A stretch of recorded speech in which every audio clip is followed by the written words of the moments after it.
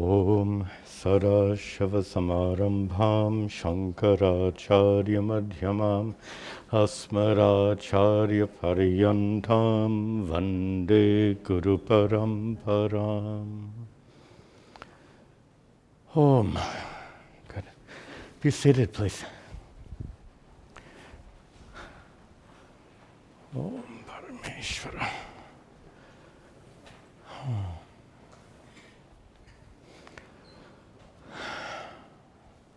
Parameshvaraya.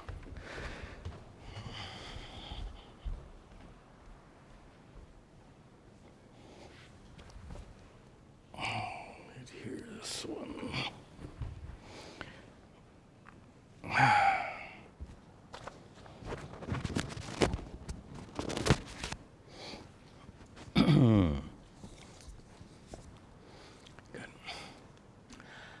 Om Sahana Vavatu Sahano Bhunaktu Sahaviryan Karavavahai Tejasvinavadhitamastu ma vidvishavahai. Om Shanti Shanti Shanti. Om. Good. Welcome to you all. Nice to see you. And welcome also to our many students watching online. We'll continue our study today of Chapter 10. We began just in a prior class. Vibhuti Yoga, the glories of Ishvara. We'll begin with some chanting. We'll recite starting with verse 7. And as always, as I'm chanting, read the translation and then repeat after me. Etam vibhutam yogam cha, etam vibhutam yogam cha, mama yo veti tattvataha, mama yo veti tattvataha, so vikampena yogena, so vikampena yogena, yujyate natra samshayaha, yujyate natra samshayaha. Etam, no, not go. Sorry. Make sure this is working right. Yeah, yours worked, mine didn't. I have a separate instance of PowerPoint running here for our online viewers. So they see the same thing, but it's produced separately. Okay, we'll continue. Aham sarvasya prabhavo, aham sarvasya prabhavo, matta sarvam pravartate, matta sarvam pravartate, iti matva bhajante mam, iti matva bhajante mam, buddha bhava samanvitaha, buddha bhava samanvita, matchitta madgata prana, matchitta prana, bodhayantah parasparam, bodhayantah paraspatam, katayantascha mam nityam, katayantascha mam nityam, tushyanti charamanti cha, tushyanti charamanti cha, tesham satata yuktanam, te yesh, yeah, correct. Bhajatam priti purvakam, bhajatam priti purvakam, dadami buddhi yogam tam, dadami buddhi yogam tam, yena mamupayanti te, yena mamupayanti te, tesham evanukam partham, tesham evanukam. Aham ajnanajam tamaha, aham ajnanajam tamaha, Nashayam yatma bhavasto, nashayam yatma bhavasto, jnanadipena bhasvata, jnanadipena bhasvata. We'll stop there and go back. So we're in this wonderful chapter describing the glories of Ishvara. And in this chapter is part of the larger context, of course, which is the topic is bhakti, but again and again, Sri Krishna is talking about knowledge. You know, and knowledge of Ishvara in particular. It has become so fashionable in modern times and among followers of the Bhagavad Gita to divide jnana and bhakti, knowledge and devotion, into completely different camps. To say that you're either a follower of jnana, wisdom, or you're a follower of bhakti, devotion. And we see in this chapter and in earlier chapters, again and again, we see that Sri Krishna doesn't make that division. We do.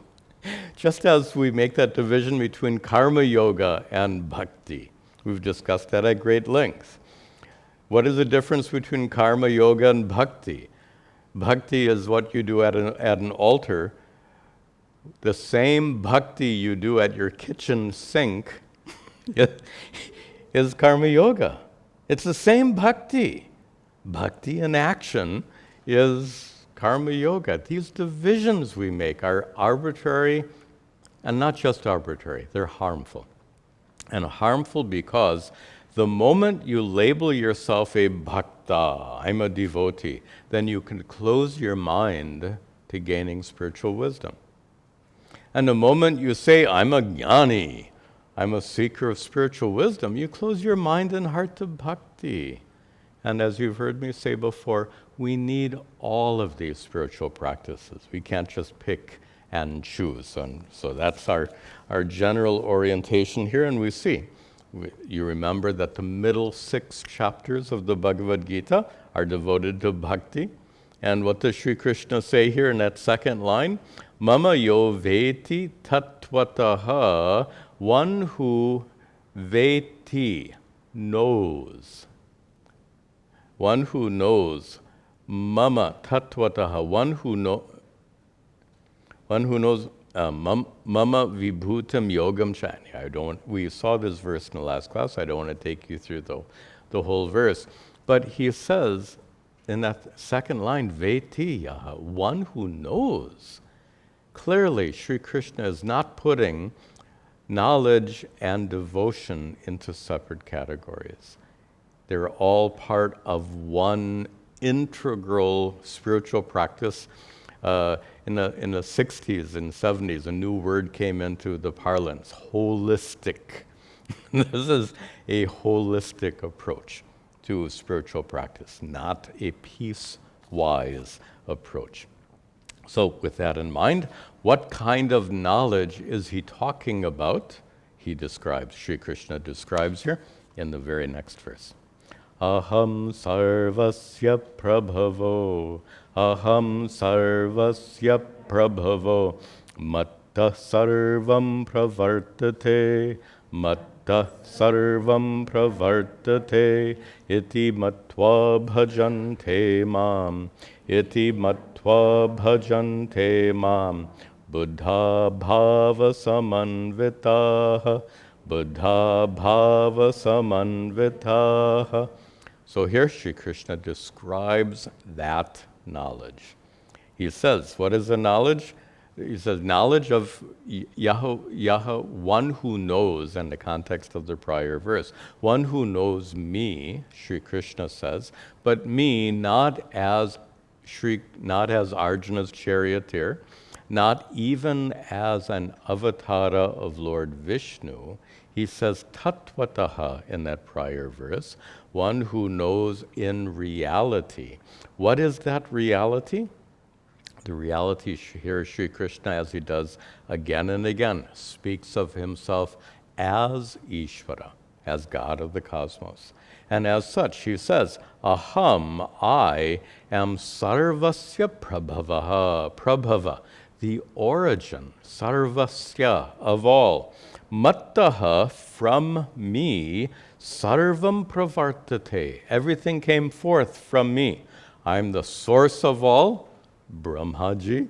I am the Mattaha Sarvam Pravartate, the one who, and just to go back to some of our more profound discussions from prior verses, the reality because of which everything exists. When he says everything comes from me, it's common to have a kind of a simplistic view. Oh, Sri Krishna, like a magician, causes a rabbit to come out of the hat. Sri Krishna, as Ishvara, causes the universe to come out of nothing. And that's a very silly way to look at it. When he says everything comes from me, it's more like this example. The pot came out of clay. The pot came from clay. Just as the pot came from clay, everything that exists came out of Ishvara. That's very different from a rabbit coming out of a hat. And the metaphor we've used, of course, we've used the pot metaphor many times, but the more relevant metaphor we've been using is the metaphor of your dream. You are the origin of your dream world. Everything in your dream world comes from you. And that dream world is made of you. That dream world is non-separate from you. This is the way we understand Ishvara as creator. Iti matva, in the third line, understanding thus, bhajante mam, they worship me. Look at that, in one line, knowledge and bhakti. Matva, understanding thus, bhajante, they worship. So clearly, Sri Krishna is not dividing knowledge and devotion. Iti matva bhajante mam, understanding Sri Krishna as Ishvara, as the source of the universe, from whom the universe is non-separate, we have to add. And who is it that knows Sri Krishna thus and worships him? Buddhaha, the wise. And what about those wise? The wise ones are bhava samanvitaha. They are samanvita, they are endowed with bhava, feeling. Knowing Ishvara, the feeling of devotion arises. This is a little reverse. So often we think of bhakti leading to jnanam, which it does. But here we're flipping it around and saying knowledge leads to bhakti. I think in the last class I gave the metaphor of those of you who were married through an arrangement. In an arranged marriage, you hardly know your spouse at first, and there's not much feeling of love. But as you come to know your spouse more and more, that feeling of love grows. Knowledge leads to devotion. In fact, this is part of a process. I'd like to show you on the board. Let me go to the board and show you a process. So we start off in this process with, and I'll use the Sanskrit words, jnana meaning knowledge, but here, knowledge of Ishvara. So knowledge of, Sri Krishna says, one who knows me, and when he says me in this chapter, he's referring to Ishvara, God of the cosmos. So we start with knowledge of Ishvara, which leads to, as this verse shows, bhakti, devotion. And the process doesn't end there. In fact, it's just starting. Because with that bhakti, bhakti, you gain, I'll use a long Sanskrit word, adhikari tvam, preparedness.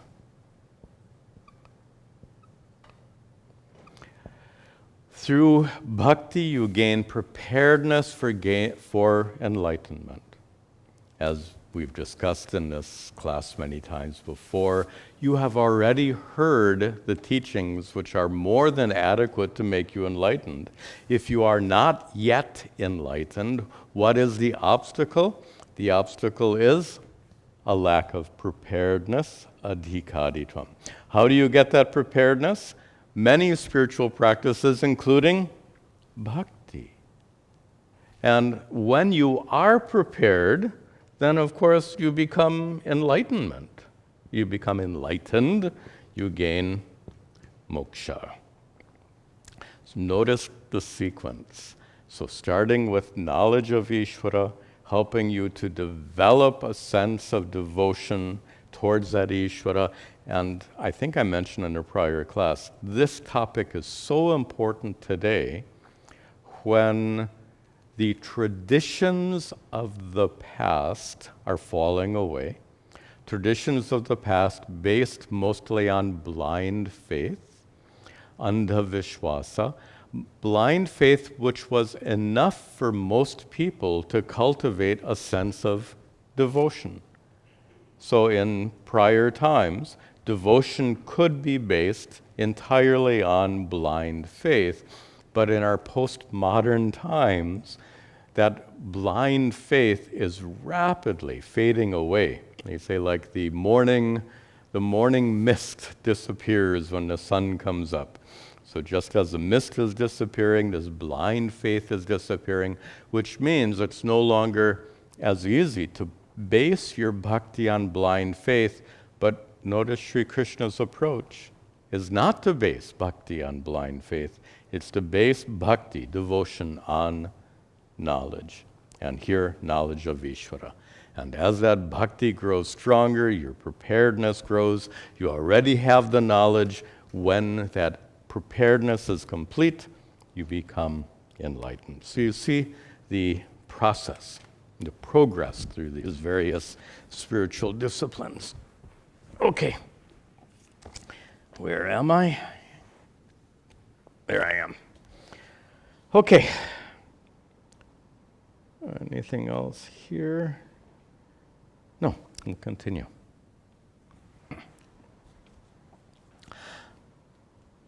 Matchitta madgata prana, matchitta madgata prana, bodhayantah parasparam, bodhayantah parasparam, katayantascha mam nityam, katayantascha mam nityam, tushyanti charamanti cha, tushyanti charamanti cha.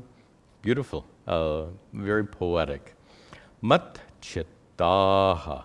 And here that mat is the pronoun me. When that word I comes into a compound, it becomes mat. So mat chittaha.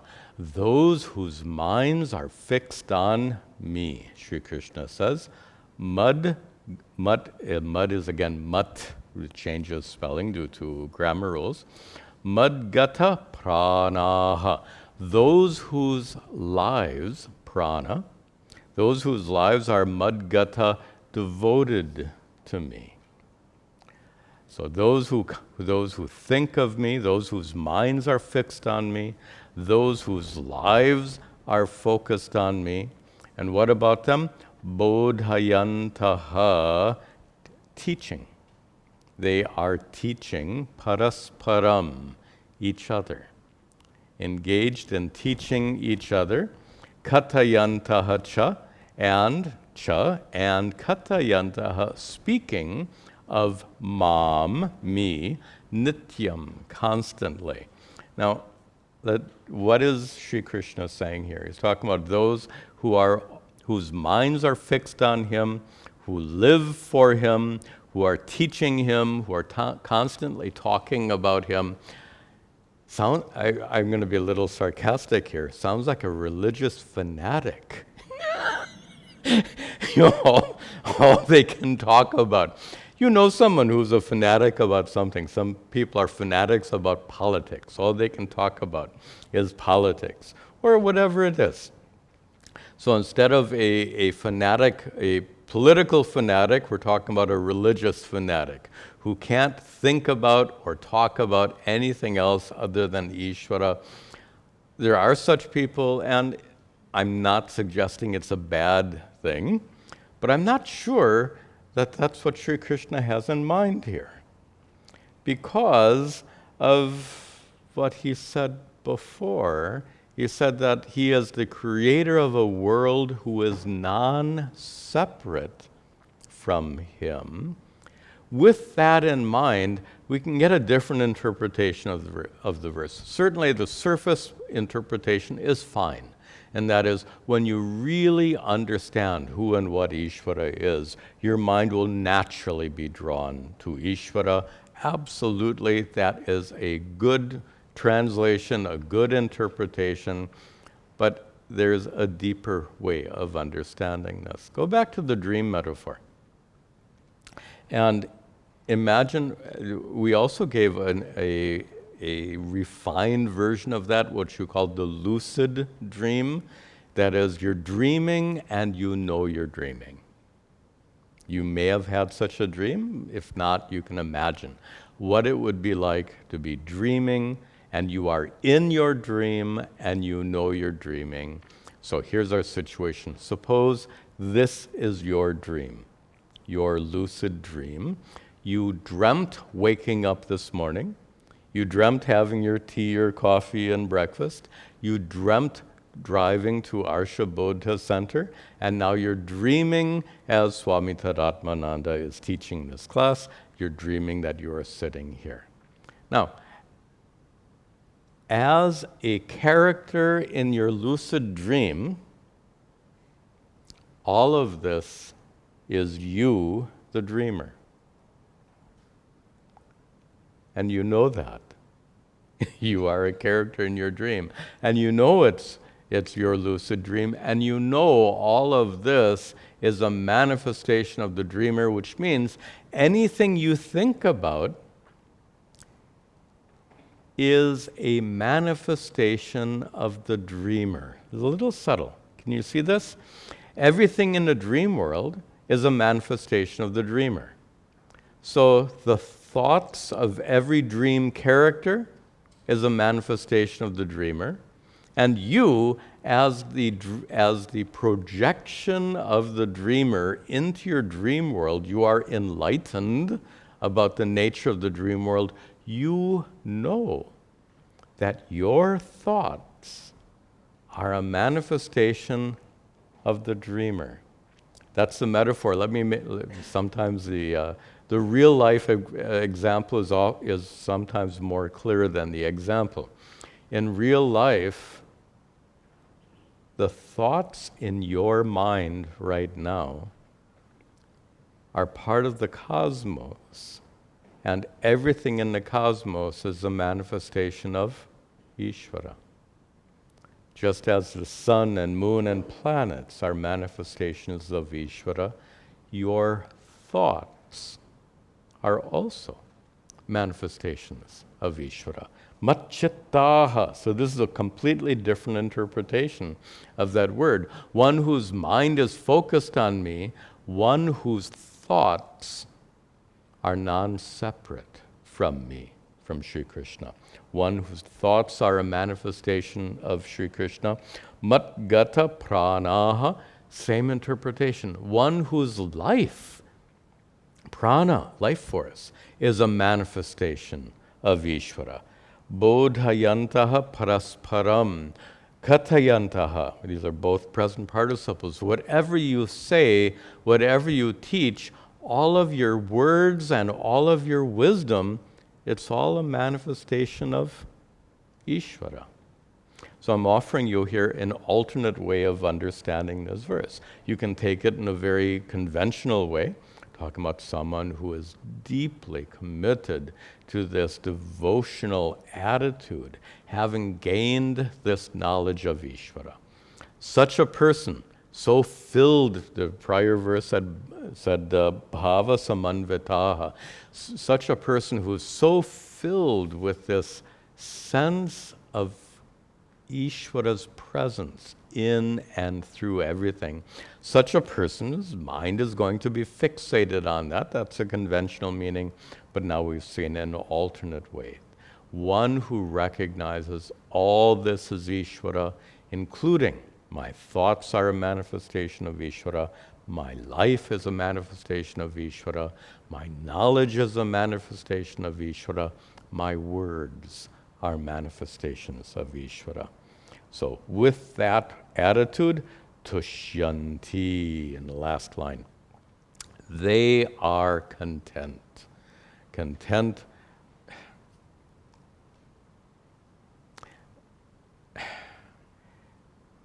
This kind of contentment in the context of bhakti is worth understanding.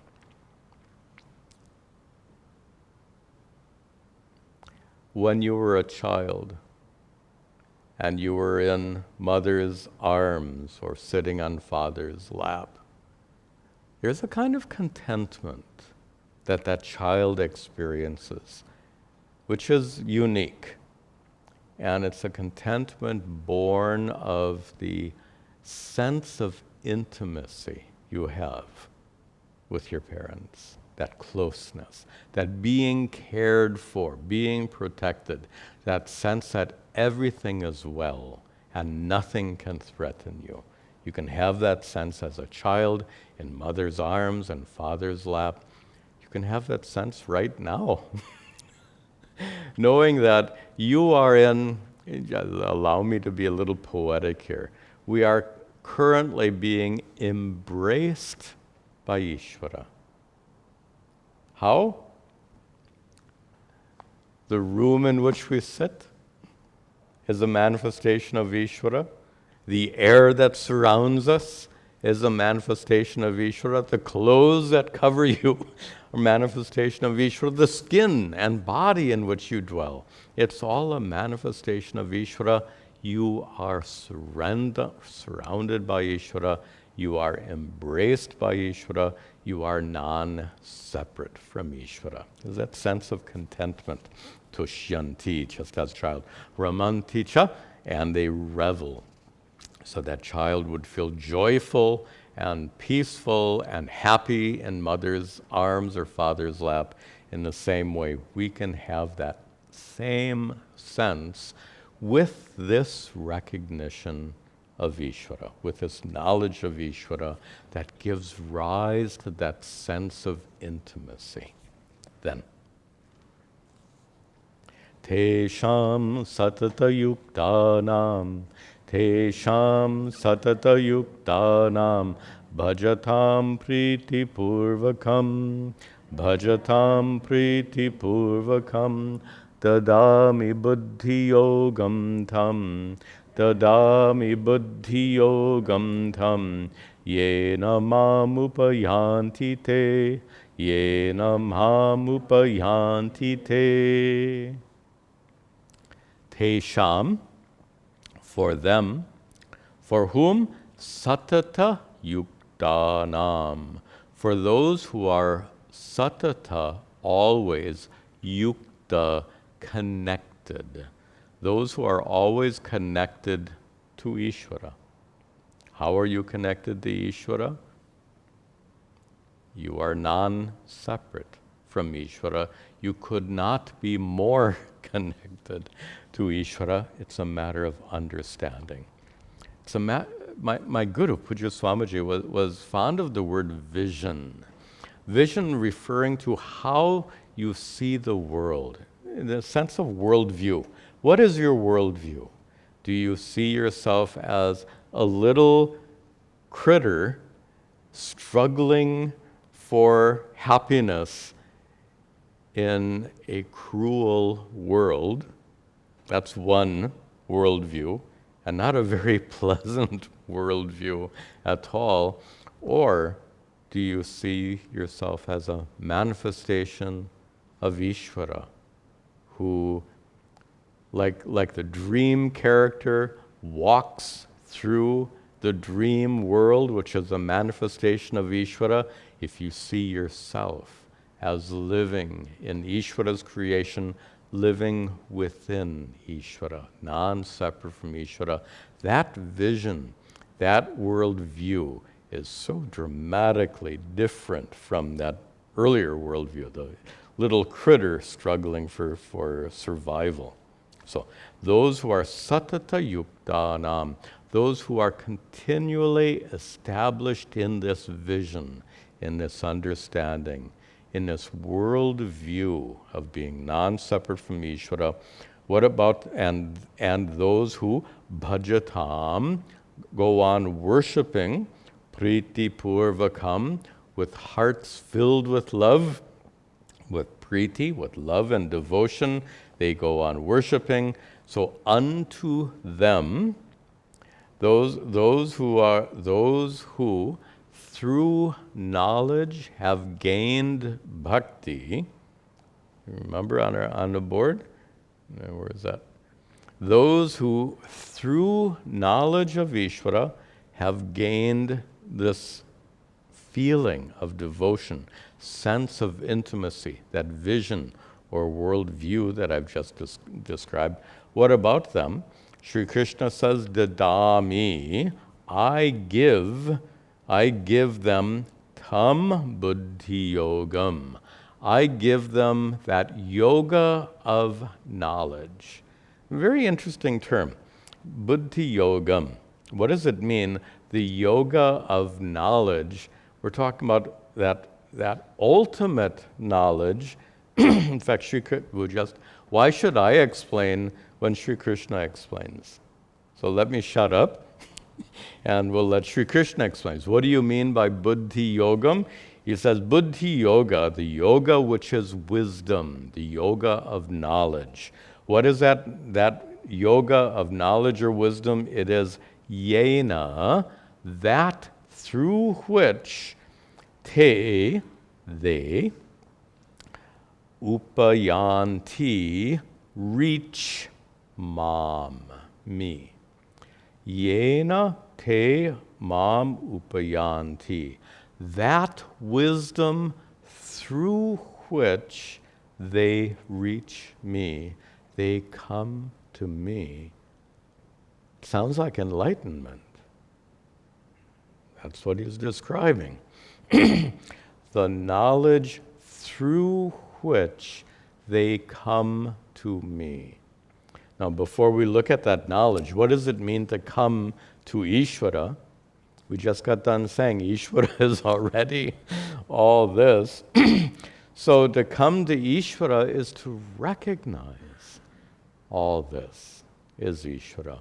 Or, going back to our discussion way back in chapter 6, that divine presence within you, to reach Ishvara isn't to go out to some distant heavenly loka, some heavenly realm. To reach Ishvara is to discover Ishvara's presence in yourself. Many people have said, Ishvara dwells within you as you. I'll say that again. It's been said many times.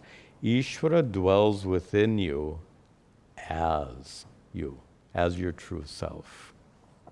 So in this way, yena, through that buddhi yoga, through that yoga of knowledge which Sri Krishna bestows upon you, it is yena, that through which mam upayanti te, they reach me. That's what we just saw on the board. This is that process. Through your knowledge of Ishvara, bhakti grows, that sense of devotion. That bhakti purifies your mind and heart and is one of the elements to make you prepared for enlightenment. And when you become enlightened, that moksha, you discover, excuse me, moksha or enlightenment is to discover your true nature as being non-separate, non-different from Ishvara. That's what he means when he says, Mam upayanti. They reach me, they discover their true nature being non-separate from me.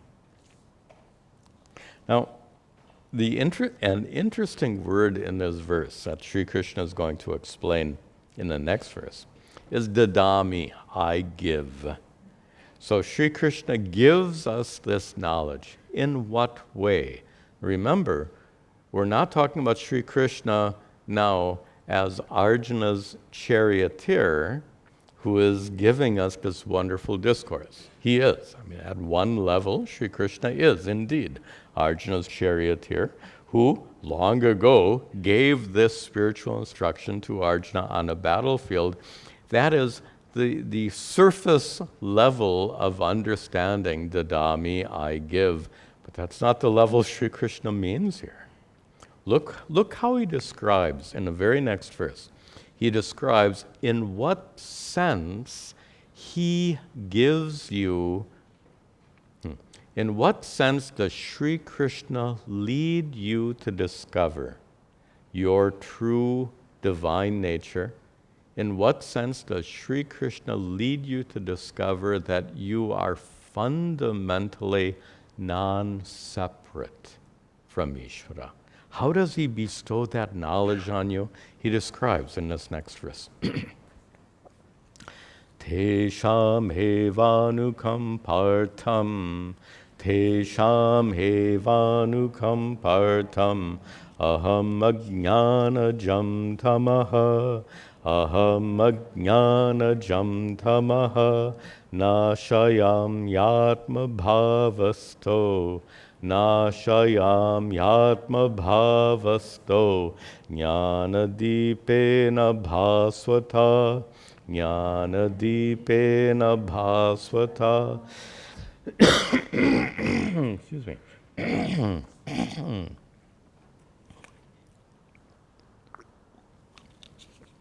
Sorry.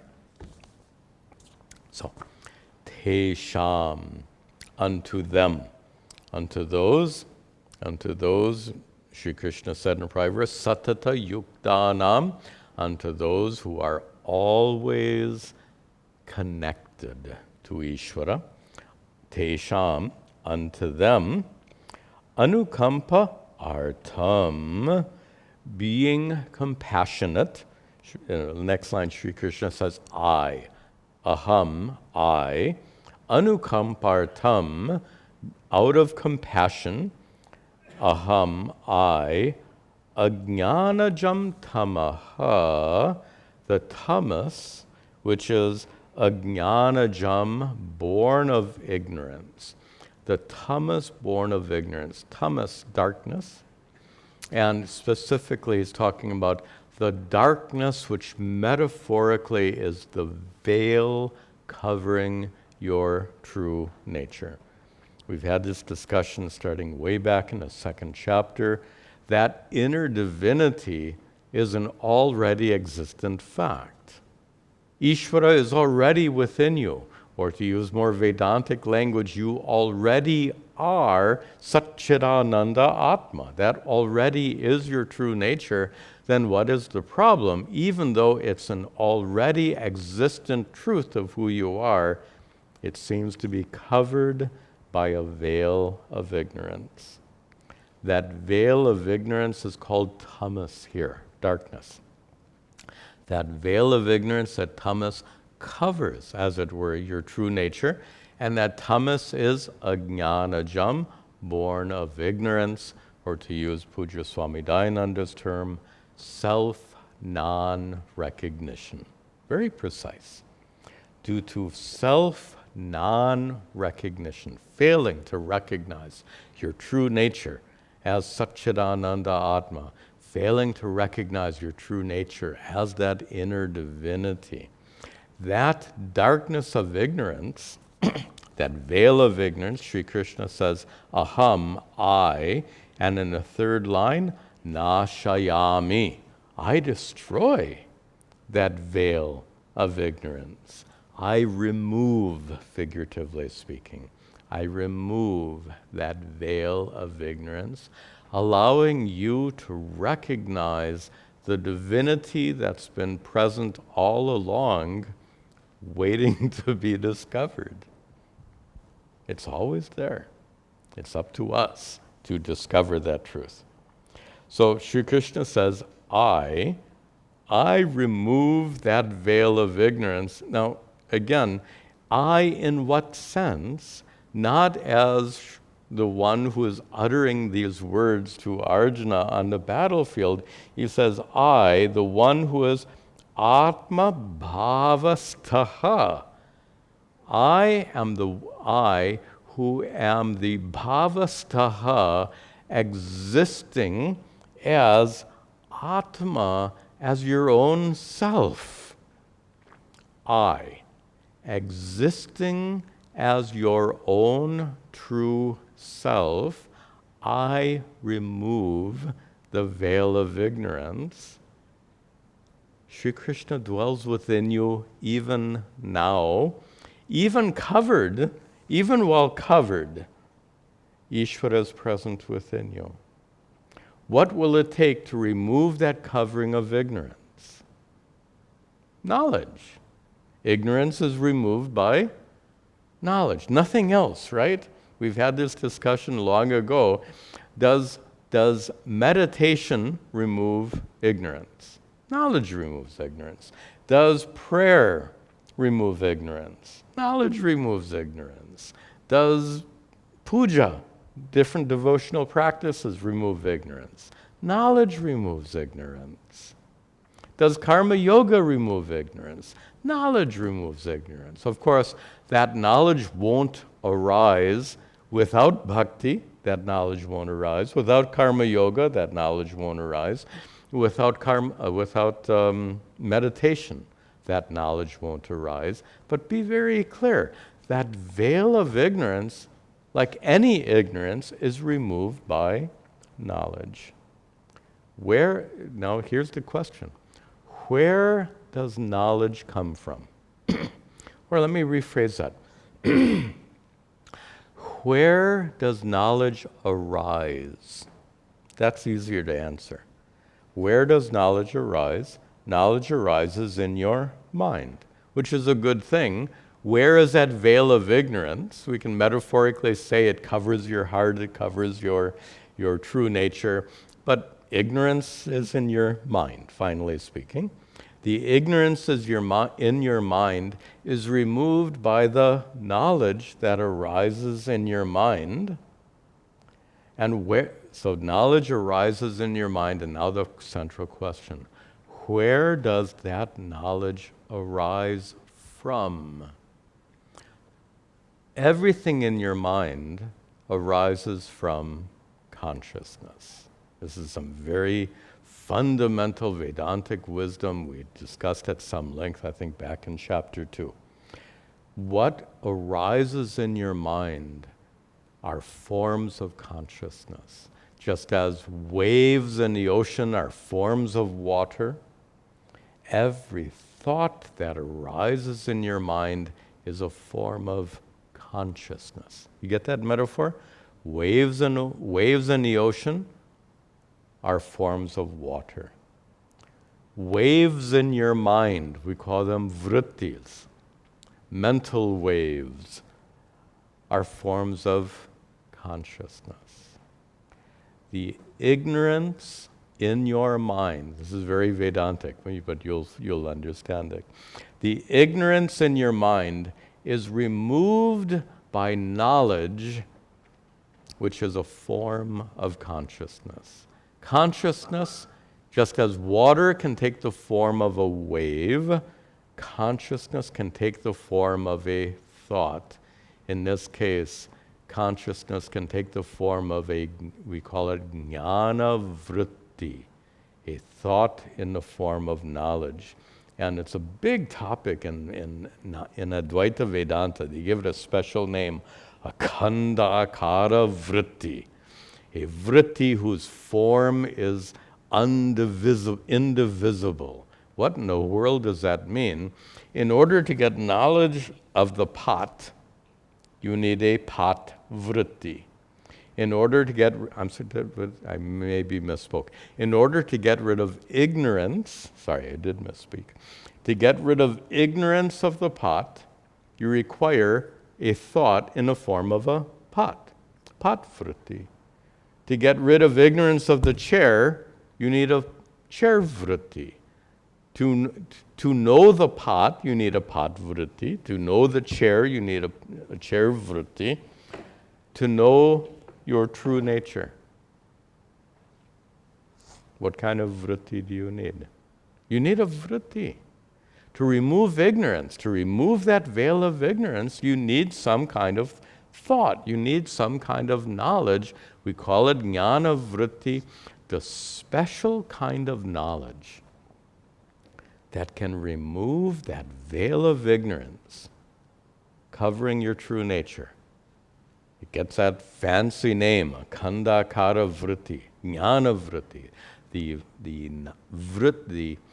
the knowledge that removes the veil of ignorance, revealing your true nature, leading to enlightenment. That's what Sri Krishna says here at the end. He says, and where does that jnana vritti come from? Consciousness. Sri Krishna says, aham, I am, atma bhavastaha, I dwell within you as you, atma. Bhavastaha, the abiding reality of atma, of your true self. Sri Krishna says, I am that abiding reality, and now let me substitute the word consciousness. That's what we're talking about. That abiding reality within you, the truth of who you are at a very simple experiential sense. Your fundamental nature is consciousness. You're a conscious being. Sri Krishna says, I am that consciousness.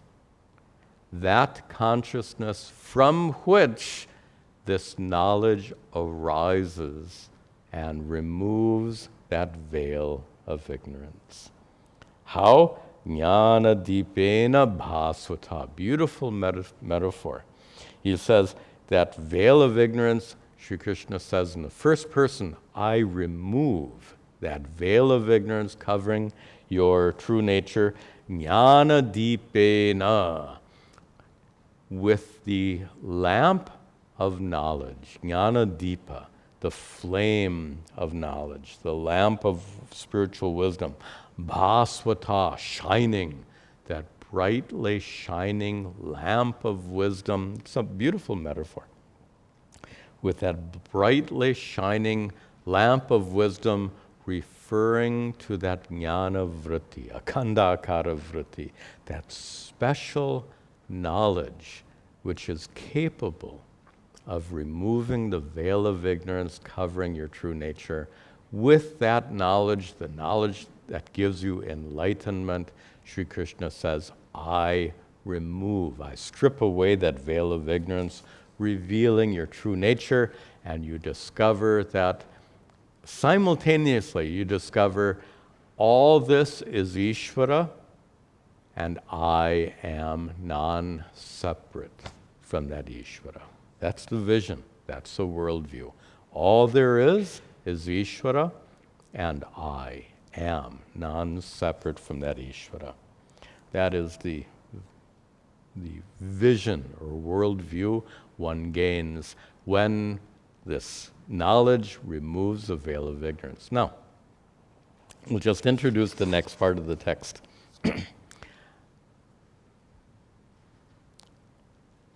This is very lofty. Sri Krishna describing himself as not only as Ishvara, the God of the cosmos, but when he describes himself as the source of knowledge within you, he's referring to himself as the ultimate reality because of which everything exists, Brahman. Here referring to him, and the language is a little, I don't want to make this topic too complex with a lot of Vedantic nomenclature. So we'll just say that Sri Krishna describes himself here as that inner truth of who you are, that consciousness from whom this knowledge arises and removes the veil of ignorance.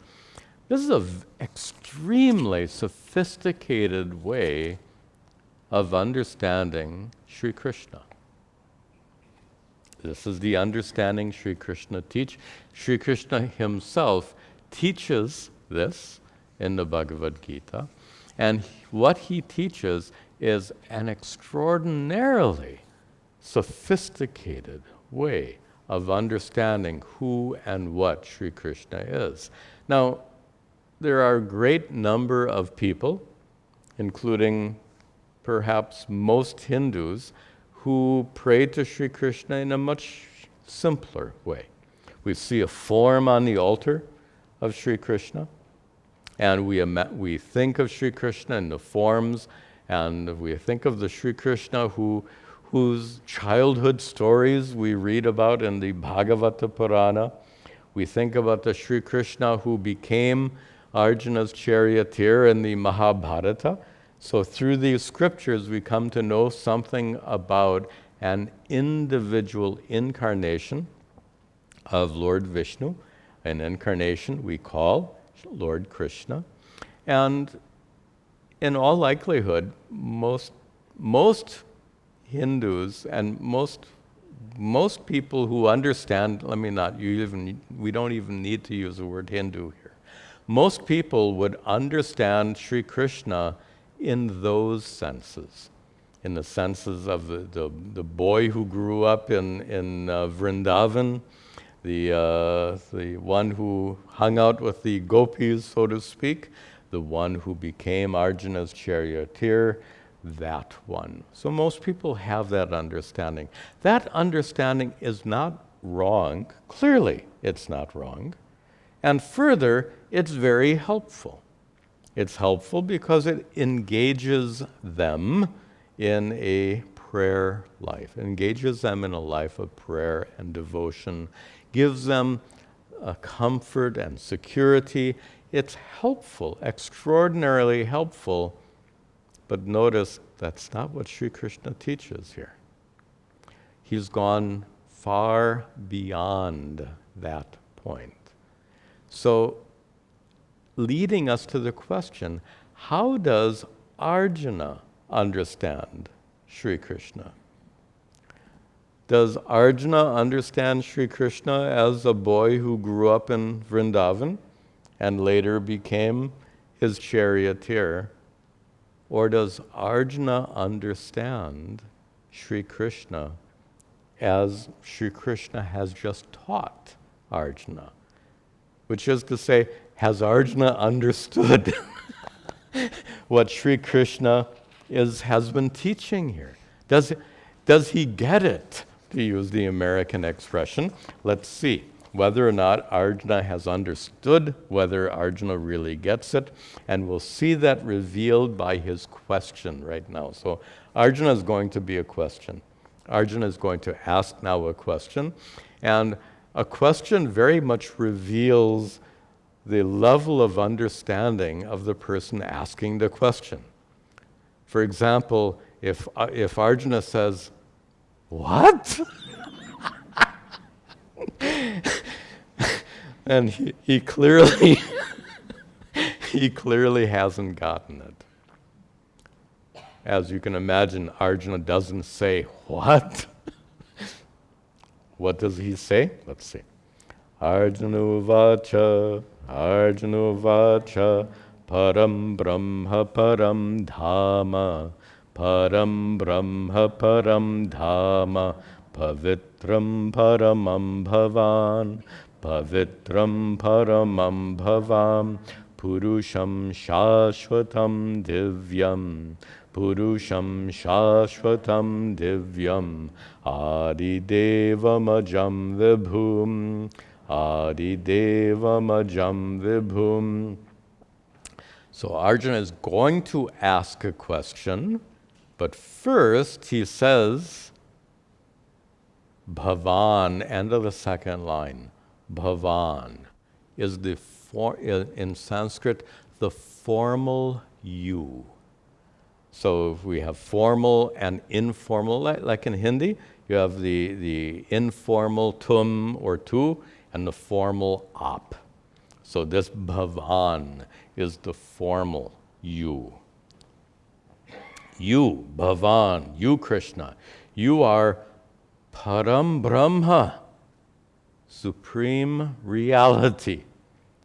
Param Dhamma, the ultimate abode, the reality because of which everything exists.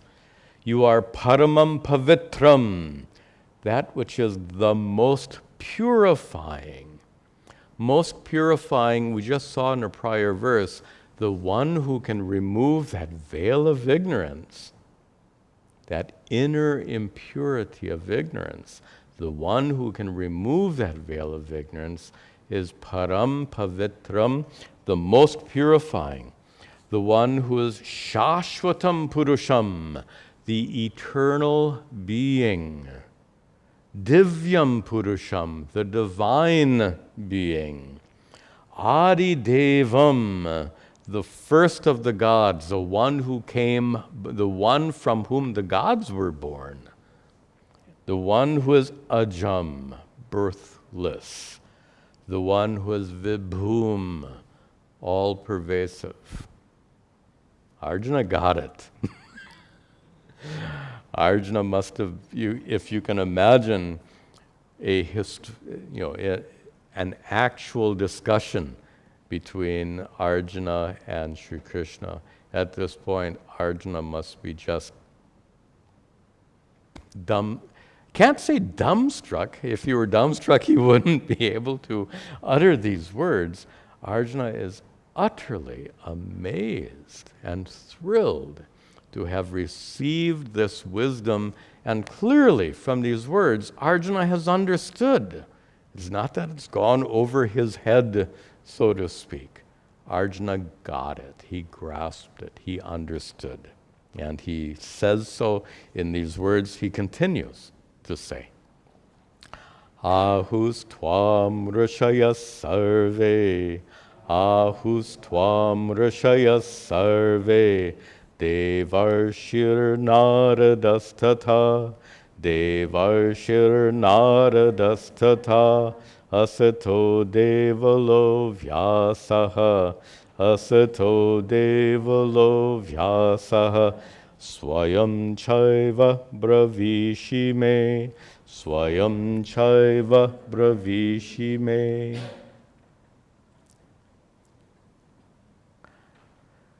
Ahuhu tvam.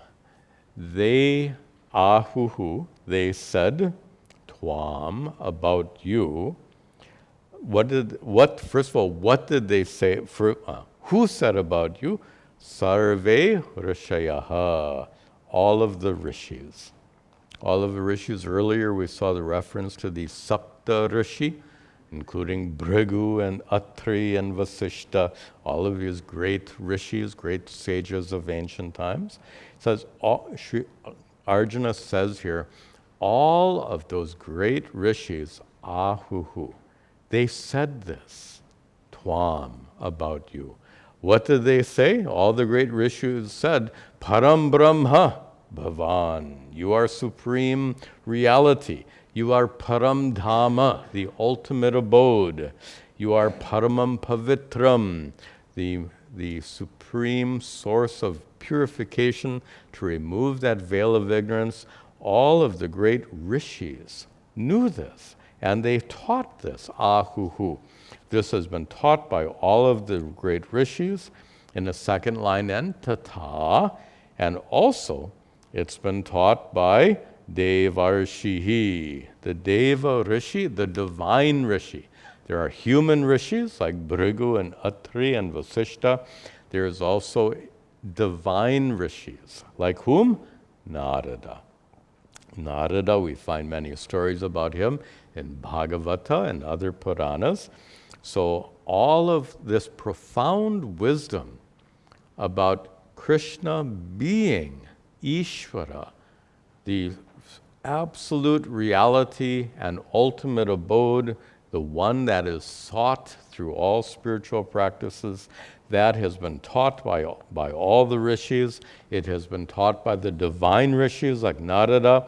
It's also been taught by Asita, Devala, and Vyasa. Vyasa we know.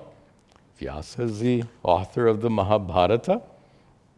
Vyasa is also a character in his own story, the Mahabharata. Vyasa had many disciples. The most famous of his disciple is Vaishampayana. Who is Vaishampayana? The one who's narrating the Mahabharata. Remember, the Bhagavad Gita is a story within a story within a story. So this part of the story is being narrated by Vaishampayana. And Vaishampayana, one of Vyasa's many disciples, he had another disciple named Asita. That's the name here. And Asita had a son whose name was Devala. Both Asita and his son Devala were disciples of Vyasa. And the disciples of Vyasa taught what Vyasa taught. Vyasa is teaching us now in the Bhagavad Gita. So what was taught by Vyasa in the Mahabharata and the Bhagavad Gita was also taught by his disciples, Vaishampayana, Asita, and Devala.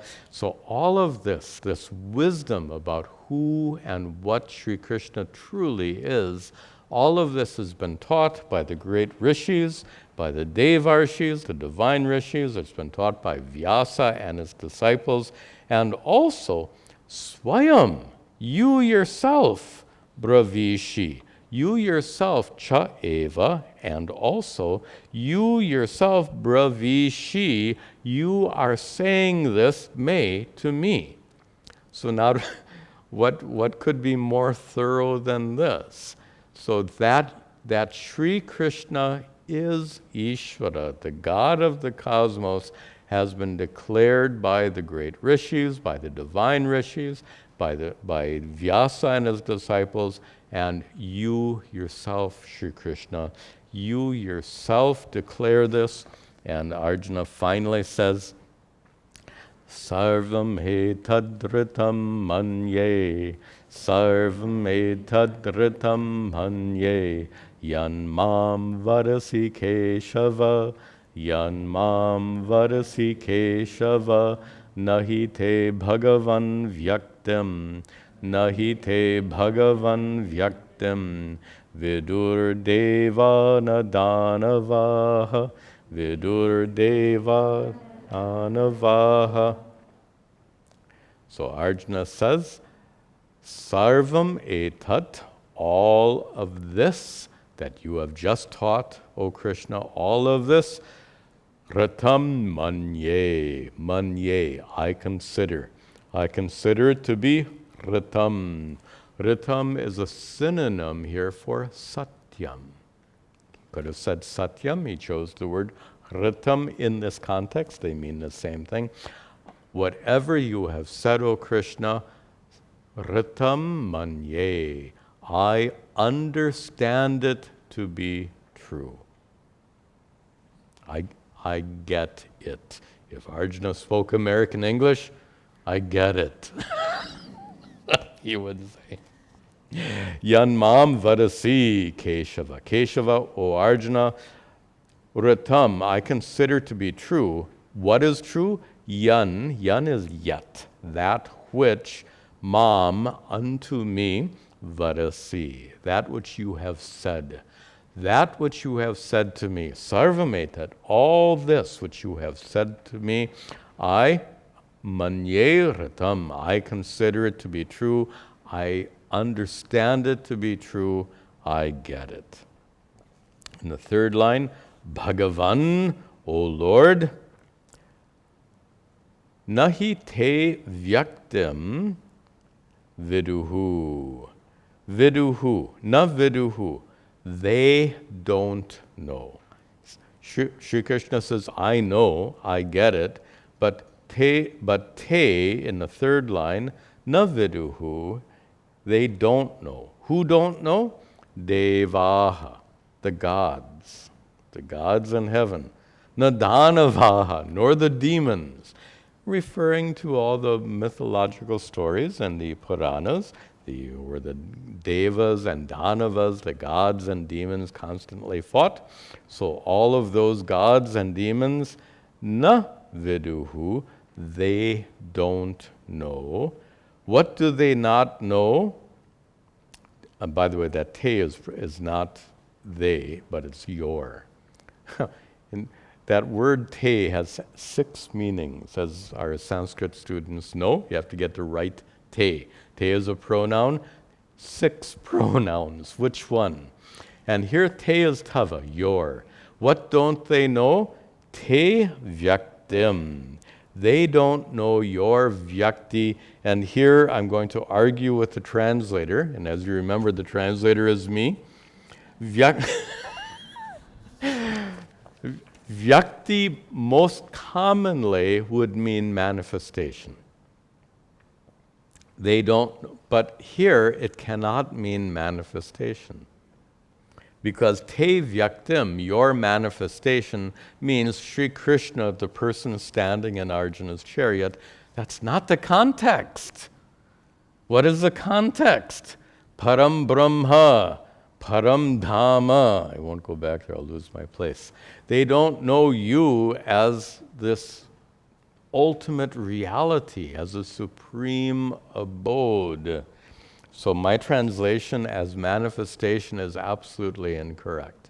Even though vyakti, the first meaning in the dictionary, will be a manifestation. But you can't always go for the first meaning. When you look up words in an English dictionary, you'll find many meanings. You have to use the contextually correct meaning. So here, vyakti doesn't mean manifestation, even though it's the first meaning in the dictionary. Here, vyakti, actually, according to Madhusudana Saraswati, commentator, he says, prabhava, my glory, not my manifestation.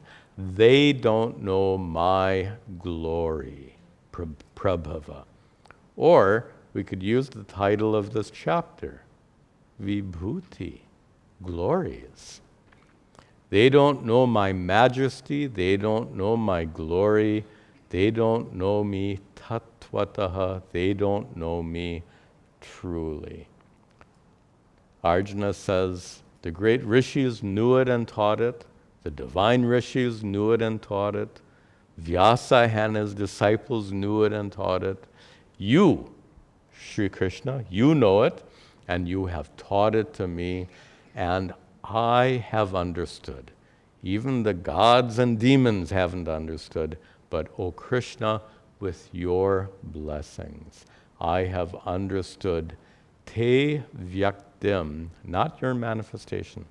I have understood your true nature, your glory, your majesty, which is Param Brahma, as supreme reality, the supreme abode, as Ishvara, as Brahman.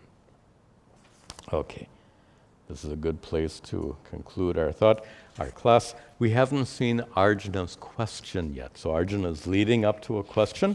We'll see that question in the next class, and we will continue our study of chapter 10. One quick announcement before we conclude. I've just published a new video. The title of the video is Righteous Anger versus Forgiveness. When should you, if somebody has hurt you, unjustly hurt you, is anger justified, righteous anger justified, or is forgiveness preferable? Turns out to be a big debate in the Mahabharata between Yudhishthira and his wife Draupadi. They got into a heated argument, and I mean heated argument. So a video I've just published describes that heated argument about forgiveness and anger, and you might enjoy it. It's gotten quite a few people have watched it. It's quite well received. You might enjoy it, so if you haven't seen it already, go to YouTube and you can find the video on righteous anger versus forgiveness. Okay, we'll conclude with our brief prayers at the altar.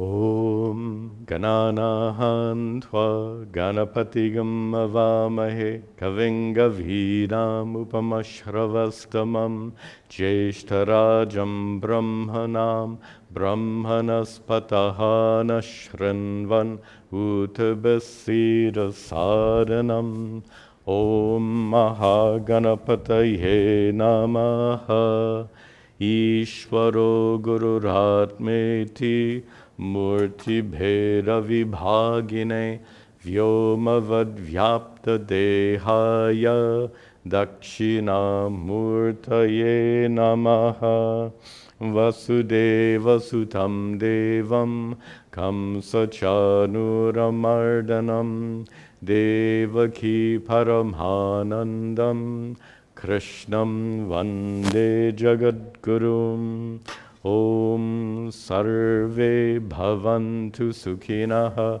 Sarve Santu Niramayaha Sarve Bhadrani Pashyantu Ma Kaschid Dukkha Bhag Bhaveta Asato Ma Sadgamaya Tamaso ma jyotirgamaya mrityorma amritangamaya Om Shanti Shanti Shanti